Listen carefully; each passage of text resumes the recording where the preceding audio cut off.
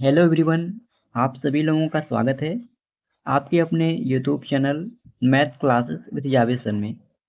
तो आज की क्लास में हम लोग डिस्कस करने वाले हैं 25 से 28 जुलाई 2026 के इम्पोर्टेंट करंट अफेयर्स को। तो आप इस पूरे सेशन को लास्ट तक जरूर देखिएगा।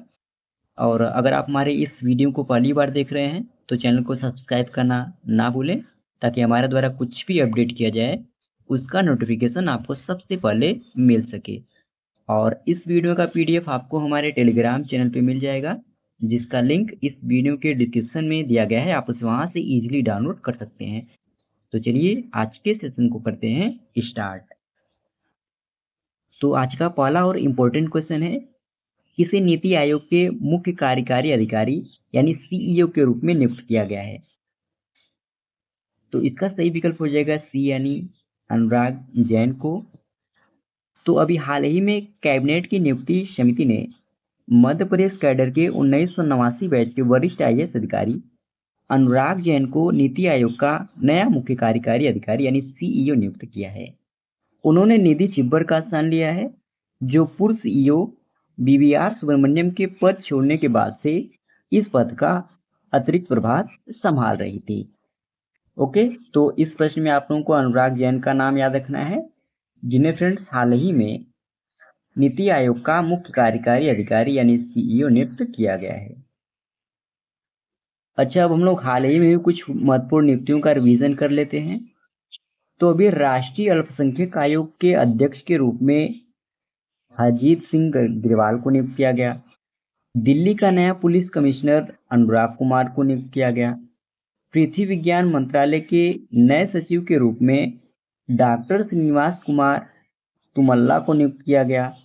आईसीसी गवर्नेंस रिव्यू कमेटी का अध्यक्ष देवजीत सैकिया को नियुक्त किया गया। एचडीएफसी बैंक का अंशकालिक अध्यक्ष राजीव कुमार को नियुक्त किया गया। और अफगानिस्तान में संयुक्त राष्ट्र सहायता मिशन के नए प्रमुख के रूप में रबाब फातिमा को नियुक्त किया गया। ओके, अगले प्रश्न में हम लोग चलते हैं। अगला प्रश्न है, जुलाई सन 2026 में ब्रिटेन सरकार में देश का पहला आर्टिफिशियल इंटेलिजेंस यानी एआई मंत्री किसे नियुक्त किया गया है? तो इसका सही विकल्प हो जाएगा डी यानी कनिष्क नारायण को। तो अभी हाल ही में भारतीय मूल के लेबर पार्टी के सांसद कनिष्क नारायण को ब्रिटेन सरकार में देश का पहला आर्टिफिशियल इंटेलिजेंस यानी एआई मंत्री नियुक्त किया गया है। आपको बता दें, ब्रिटेन के नए प्रधानमंत्री एंडी बर्नहम ने इस पद को पहली बार कैबिनेट स्तर का दर्जा दिया है। तो इस प्रश्न में आप लोगों को मेन पॉइंट याद रखना है कि अगर आपसे पूछा जाए कि हाल ही में ब्रिटेन सरकार में देश का पहला आर्टिफिशियल इंटेलिजेंस यानी एआई मंत्री किसे नियुक्त किया गया है, तो नाम आपको याद रखना है कनिष्क नारायण को। अगला प्रश्न है, भारत का पहला एआई संचालित पक्षी अभ्यारण्य किस राज्य में स्थापित किया जा रहा है? तो इसका सही विकल्प हो जाएगा बी यानी महाराष्ट्र में। तो भारत का पहला एआई संचालित पक्षी अभ्यारण्य महाराष्ट्र राज्य में स्थापित किया जा रहा है। यह प्रोजेक्ट मुंबई के ठाणे क्रीक फ्लेमिंगो अभ्यारण्य में बनाया जा रहा है। इस परियोजना के अंतर्गत एआई आधारित निगरानी, स्मार्ट कैमरे, ड्रोन, ध्वनिक सेंसर तथा वास्तविक समय में जैव विविधता की निगरानी जैसी उन्नत तकनीकों का उपयोग किया जाएगा। ओके, तो मेन पॉइंट याद रखेंगे कि अगर आपसे पूछा जाए फ्रेंड्स कि हाल ही में भारत का पहला एआई संचालित पक्षी अभ्यारण्य किस राज्य में स्थापित किया जा रहा है, तो राज्य का नाम आपको याद रखना है महाराष्ट्र में। अगला प्रश्न है, हाल ही में 33वां आसियान क्षेत्रीय मंच मंत्री स्तरीय सम्मेलन कहाँ आयोजित किया गया है? तो 33वें आसियान क्षेत्रीय मंच मंत्री स्तरीय सम्मेलन का आयोजन मनीला फिलीपींस में किया गया है। यानी इस प्रश्न का आपका सही विकल्प हो जाएगा ऑप्शन नंबर बी। अगला प्रश्न है, उन्नति एआई 2.0 माइक्रोसॉफ्ट इंडिया और किस संस्था के सहयोग से लॉन्च किया गया है? तो इसे माइक्रोसॉफ्ट इंडिया और foundation for innovation and technology transfer यानी FITT IIT दिल्ली के सहयोग से इसे लॉन्च किया गया है। यानी इस प्रश्न का सही विकल्प हो जाएगा ऑप्शन नंबर डी। अगला प्रश्न है, भारत को ब्रॉडगेज रेलवे नेटवर्क के विद्युतीकरण के मामले में दुनिया में कौन सा स्थान दिया गया है? तो इसका सही विकल्प हो जाएगा बी यानी दूसरा। तो अभी ब्रॉडगेज नेटवर्क के विद्युतीकरण के मामले में भारतीय रेलवे स्विट्जरलैंड के बाद दुनिया का दूसरा सबसे बड़ा प्रमुख रेलवे नेटवर्क बन गया है। आपको बता दें, भारतीय रेलवे ने अपने ब्रॉडगेज नेटवर्क का 99.6% विद्युतीकरण पूरा कर लिया है और इस मामले में भारत ने चीन, स्पेन, जापान और फ्रांस जैसे कई बड़े देशों को पीछे छोड़कर दूसरा स्थान हासिल किया है। ओके, तो इस मामले में पहले स्थान पे कौन सा देश रहा आपको ध्यान रखना है। तो देश का नाम याद रखेंगे स्विट्जरलैंड। भारत कौन से स्थान पे रहा? दूसरे स्थान पे। तीसरे स्थान पे कौन सा देश रहा? तो चीन। चौथे स्थान पे स्पेन। पांचवें स्थान पे जापान। वहीं छठवें स्थान पे रहा फ्रांस। ओके, अगला प्रश्न है, जुलाई 2026 में उच्च शिक्षा विभाग का नया सचिव किसे नियुक्त किया गया है? तो इसका सही विकल्प हो जाएगा ए यानी नरेश पाल गंगवार को। तो अभी केंद्र सरकार ने वरिष्ठ IAS अधिकारी नरेश पाल गंगवार को उच्च शिक्षा विभाग का नया सचिव नियुक्त किया है। नरेश पाल गंगवार यह राजस्थान कैडर के 1994 बैच के IAS अधिकारी हैं और वह नीतीश जोशी का स्थान लेंगे, जिन्हें अब पंचायती राज्य मंत्रालय का सचिव बनाया गया है। तो अभी हाल ही में उच्च शिक्षा विभाग का नया सचिव किसे नियुक्त किया गया? तो नाम आपको ध्यान रखना है नरेश पाल गंगवार को। और उन्होंने किनका स्थान लिया यह भी आपको ध्यान रखना है। तो विनीत जोशी का उन्होंने स्थान लिया है। अगला प्रश्न है, जुलाई 2026 में किस राज्य सरकार ने मुख्यमंत्री नाश्ता योजना का नाम बदलकर पेरुंथलाइवर कामराजर नाश्ता योजना कर दिया है? अभी तमिलनाडु राज्य सरकार ने मुख्यमंत्री नाश्ता योजना का नाम बदलकर पेरुंथलाइवर कामराजर नाश्ता योजना बदलकर कर दिया है। राज्य का नाम आपको ध्यान रखना है। तो इस तरह आपका कौन सा विकल्प सही हो जाएगा? Option number D. अगला प्रश्न है, जुलाई 2026 में IRCT का अध्यक्ष एवं प्रबंध निदेशक किसे नियुक्त किया गया? तो राहुल हिमालयन को अभी हाल ही में IRCT का अध्यक्ष एवं प्रबंध निदेशक नियुक्त किया गया। तो इस प्रश्न का सही विकल्प हो जाएगा ऑप्शन नंबर सी। अगला प्रश्न है, जुलाई 2026 में भारत के राष्ट्रपति द्रौपदी मुर्मू ने महात्मा गांधी की प्रतिमा का अनावरण कहाँ किया?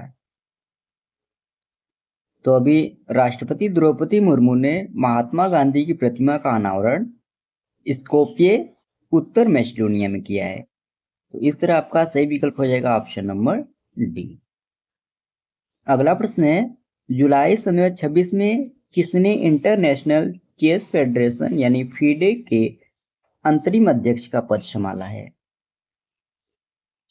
तो विश्वनाथ आनंद ने अभी हाल ही में इंटरनेशनल चेस फेडरेशन यानी FIDE के अंतरिम अध्यक्ष का पद संभाला है। तो इस तरह आपका सही विकल्प हो जाएगा ऑप्शन नंबर ए। अगला प्रश्न है, जुलाई 2026 में T20 अंतरराष्ट्रीय क्रिकेट में सबसे कम उम्र में अर्धशतक लगाने वाले खिलाड़ी कौन बने हैं? तो इसका सही विकल्प हो जाएगा ए यानी वैभव सूर्यवंशी।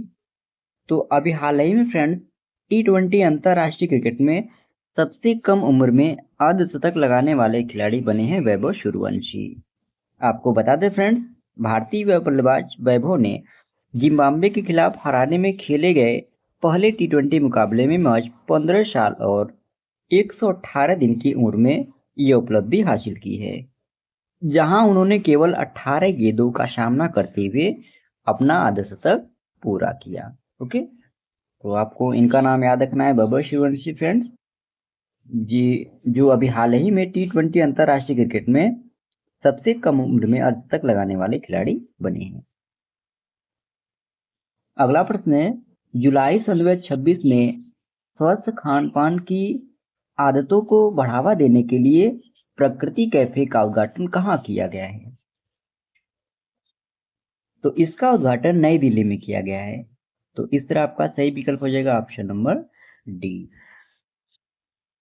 अगला प्रश्न है, जुलाई सन 2026 में कक्षा 1 से 12 तक एआई को एक मुख्य विषय के तौर पर शामिल करने वाला भारत का पहला राज्य कौन बन गया है?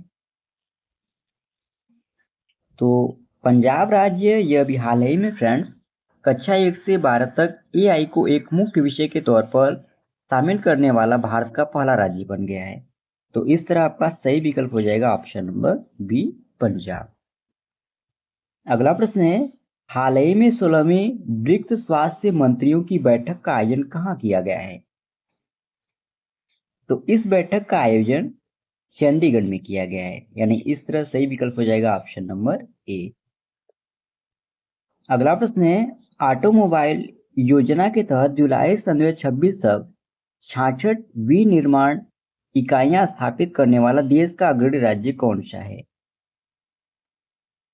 तो महाराष्ट्र राज्य यह अभी हाल ही में ऑटोमोबाइल योजना के तहत जुलाई सन 2026 तक 66 विनिर्माण इकाइयां स्थापित करने वाला यह अग्रणी राज्य बन गया है। तो इस तरह आपका सही विकल्प हो जाएगा ऑप्शन नंबर बी, महाराष्ट्र। अगला प्रश्न है, जुलाई सन 2026 में भारत की पहली वार्षिक खदानबंदी रिपोर्ट आरोह किस मंत्रालय ने लॉन्च की? तो इसे कोयला मंत्रालय ने लॉन्च किया है, यानी इस प्रश्न का आपका सही विकल्प हो जाएगा ऑप्शन नंबर बी। अगला प्रश्न है, 23 जुलाई सन 2026 को स्वतंत्रता सेनानी बाल गंगाधर तिलक की कौन सी जयंती मनाई गई? तो इनकी 170वीं क्रम जयंती मनाई गई है 23 जुलाई सन 2026 को। तो इस प्रश्न का सही विकल्प हो जाएगा ऑप्शन नंबर डी। अगला प्रश्न है, हाल ही में कारगिल विजय दिवस कब मनाया गया है? तो हाल ही में कारगिल विजय दिवस मनाया गया 26 जुलाई 2026 को। तो इस तरह आपका सही विकल्प हो जाएगा इस प्रश्न का ऑप्शन नंबर डी। अगला प्रश्न है, जुलाई सन 2026 में मिशन गोल्डन स्पाइस किस राज्य में शुरू किया गया है? तो इसकी शुरुआत मेघालय में किया गया है, यानी इस प्रश्न का आपका सही विकल्प हो जाएगा ऑप्शन नंबर ए। अगला प्रश्न है, 14वें साउथ एशियन गेम्स का आयोजन किस देश में किया जाएगा? तो इसका सही विकल्प हो जाएगा डी, यानी पाकिस्तान। तो फ्रेंड्स 14वें साउथ एशियन का आयोजन 23 मार्च से 31 मार्च 2027 तक पाकिस्तान में किया जाएगा। ये मुकाबले फ्रेंड्स पाकिस्तान के 3 प्रमुख शहरों लाहौर, इस्लामाबाद और फैसलाबाद में किया जाएगा। तो मेन पॉइंट इस प्रश्न में आपको ध्यान रखना है कि अगर आपसे पूछा जाए कि 14वें साउथ एशियन गेम्स का आयोजन किस देश में किया जाएगा, देश का नाम आप याद रखना है पाकिस्तान। अगला प्रश्न है, किसने जयपुर में आयोजित प्रतियोगिता में मिसेज इंडिया 2026 का खिताब जीता है? तो इस किताब को आकांक्षा चौधरी ने जीता है। तो इस तरह इस प्रश्न का सही विकल्प हो जाएगा ऑप्शन नंबर डी। अगला प्रश्न है, किस राज्य में डीआरडीओ ने लंबी दूरी की सतह से हवा में मार करने वाली कुशा मिसाइल का पहला सफल उड़ान परीक्षण किया है? तो डीआरडीओ ने कुशा मिसाइल का पहला सफल उड़ान परीक्षण किया है उड़ीसा में, यानी इस प्रश्न का आपका सही विकल्प हो जाएगा ऑप्शन नंबर डी। अगला प्रश्न है, वर्ष 2026 में आयोजित होने वाला अंतर्राष्ट्रीय टाइप 1 डायबिटीज शिखर सम्मेलन किस राज्य में आयोजित किया जाएगा? तो इसका आयोजन राजस्थान के जोधपुर शहर में आयोजित किया जाएगा। तो इस प्रश्न का आपका सही विकल्प हो जाएगा ऑप्शन नंबर सी, राजस्थान। तो इसी प्रश्न के साथ ही फ्रेंड्स ये आज का हमारा डेली करंट अफेयर्स का सेशन समाप्त होता है। आशा करते हैं आज का आपको सेशन अच्छा लगा होगा और इस वीडियो का पीडीएफ आपको हमारे टेलीग्राम चैनल पे मिल जाएगा, जिसका लिंक इस वीडियो के डिस्क्रिप्शन में दिया गया है। आप उसे वहां से इजीली डाउनलोड कर सकते हैं। और इस वीडियो में लास्ट तक बने रहने के लिए धन्यवाद। आज के लिए इतना ही। जय हिंद, वंदे मातरम।